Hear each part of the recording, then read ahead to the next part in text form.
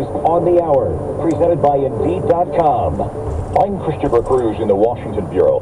The search for that 5-person submersible in the North Atlantic has expanded. You know going in how very dangerous this is. Mike Reese traveled on the Titan almost a year ago. No one walks into this surprised.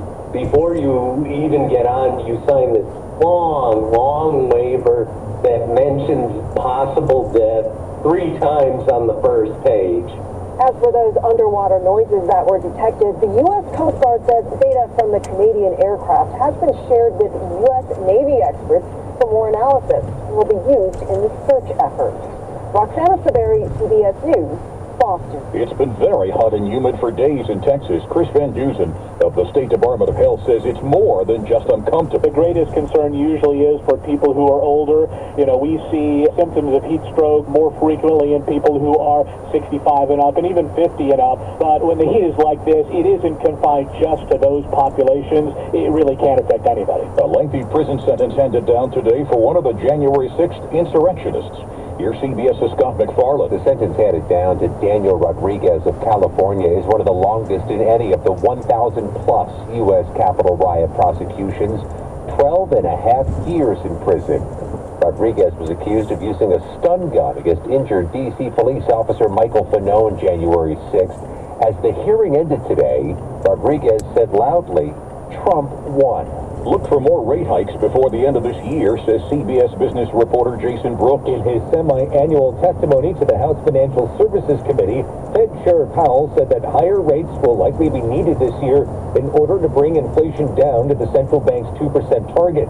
The Fed paused rate hikes last week for the first time in 11 meetings, forecasting 2 more hikes this year. When asked by House members about the recent regional bank failures, Powell said the Fed needs to update its approach to liquidity issues, saying current regulations aren't strong enough. As we await a ruling from the Supreme Court on the use of race in college admissions, we have results of a new CBS News poll on the subject. CBS News Deputy Director of Surveys Jennifer DePinto. A narrow majority of Americans supports affirmative action as a general policy.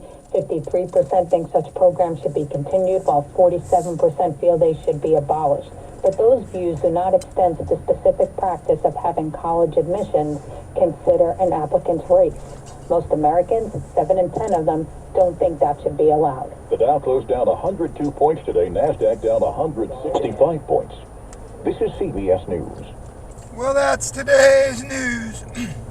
Today's news. I didn't hear any good news, did you? I didn't think so. I guess it's all about perspective. The glass is half full. Well, as always, I want to thank you again for coming along with me on these Dash Cam News adventures. You know the drill.